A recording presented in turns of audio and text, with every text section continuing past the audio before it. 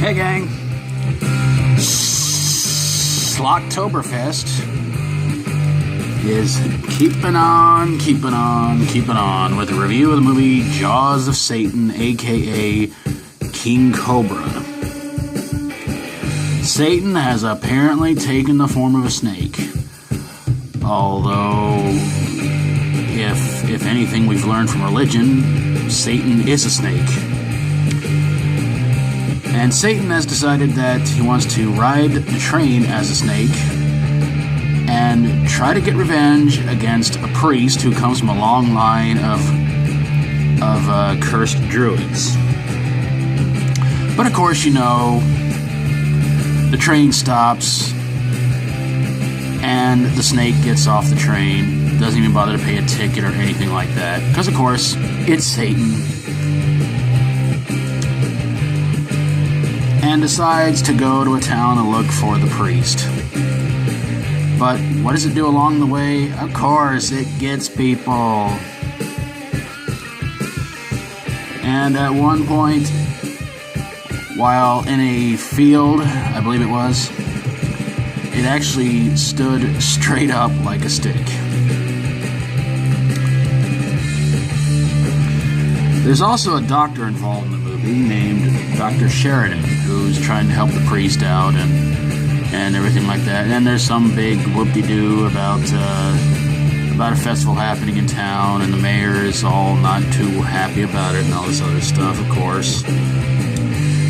And when the mayor's daughter gets bitten, of course, now it is time for revenge because, well, the daughter survives. So it comes down to the priest, Dr. Sheridan, and somebody else's name I can't remember, but it doesn't matter. I don't think so. Meeting up in a cemetery. Tom sees the snake, lays down on this perfectly nice-looking, rock-looking bed, and starts to recite something. Basically, he starts reciting, I guess, a druid prayer or something like that, which, while also holding his cross, somehow causes the snake to set itself on fire. So the snake goes up like a piece of wood. Father Tom, Dr. Sheridan, and the other guy walk out, and the snake is still burning. The movie stars Fritz Weaver, Gretchen Corbett of Let's Scare Jessica to Death, and Kelly Bundy herself, Christina Applegate, but she was like 5 in this movie. So why did this movie suck? This movie is unbelievably stupid. And just so many times in this movie, it's just, oh my gosh. The scene, if I remember right, I think the snake stands just straight up a couple of times in the movie, and of course, you know, every victim the snake gets, you know, like, oh, they're gone, they're done for.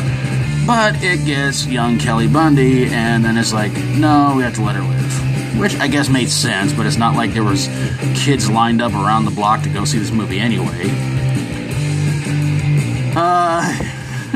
It's a pretty terribly bad movie, of course. If it was any good, it wouldn't be reviewed on here. The plot of it just seems so ridiculous. You know, Satan is looking for revenge, and it goes inside of a snake.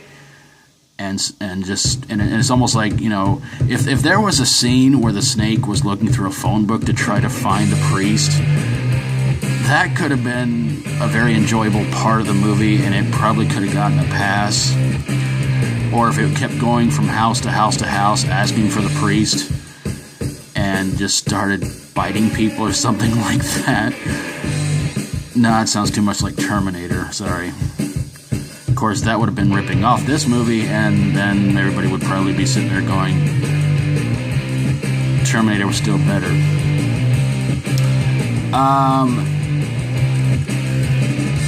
Yeah, in terms of badness, this is a very bad movie, especially Father Tom just all of a sudden is like using his magic to set the snake on fire, and I'm like, huh. Well, that would definitely take care of a snake problem that anybody has around here. Just learn the words, and if they start going up in flames, well, spread the word. But there you guys have it, a review of Jaws of Satan. And if you've seen this one, please let me know in the comments below what you think about it. Love to hear from you guys. And of course, if you like my videos, always feel free to subscribe. If you got a horror, sci-fi horror, comedy horror, or fantasy horror movie that slithered its way into your brain and didn't leave for quite some time, send it my way and I'll get on it ASAP. Thank you guys so very, very much for watching, and until tomorrow when Schlocktoberfest continues, as always, stay strong and rock on.